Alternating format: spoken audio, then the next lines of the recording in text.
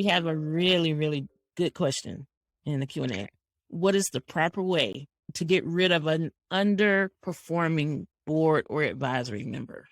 I can speak to that. Okay, I was that honestly. I just want to monopolize taking the question first. So I want to, okay. All right. Thanks, Josué. The first thing is you have to deal with it. That's one of those elephants in the room. That is something that we are asked to help organizations with constantly, in the sense of, how do I get my board members to become engaged? And so what they're really saying is, I've got some dead weight around the table that I want to get rid of, but I can't bring myself to do it. So instead, I'm going to let them stay and we'll just figure out how to get them engaged. And that's not the best approach. The best approach is the direct approach. And that's where I spoke earlier about the board chair really having a tremendous responsibility in that seat. And that is to recognize those situations and to have the conversation with those individuals who are not performing. At the end of the day, they're doing the organization more harm than good. They're taking up a seat on the board table that could be filled by someone else who's ready, willing, and able to do what they're supposed to do as a board member.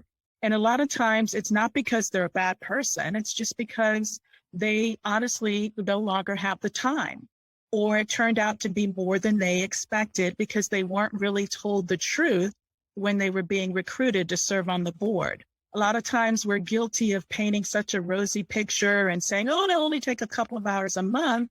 And then they get on the board and they realize it's a lot more than a couple of hours. And there's a lot more that you're expecting for me to do. And, oh, by the way, you perhaps didn't provide an orientation for me and you're not providing ongoing training. So in that regard, maybe the organization hasn't lived up to its responsibilities, or maybe it truly is the individual who's not doing what he or she said they would do.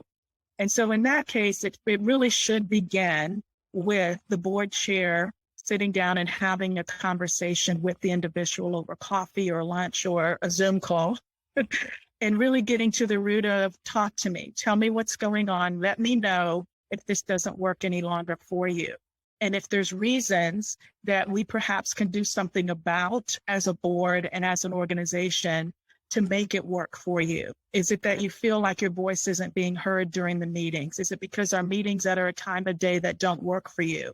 Have things changed in your personal life or your work life that make it no longer good for you? So you're giving them the benefit of the doubt to say something could legitimately be going on with you, and we want to address that, versus saying, okay, you got to go. You're just not working out. We don't like you anymore. We don't like what you say.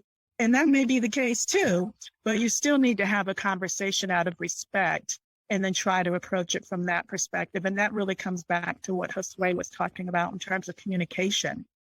That's where I do a lot of work with organizations, is in the area of helping them communicate with one another, and talking things out and respecting each other's voices and hearing the other person. So communication is critical.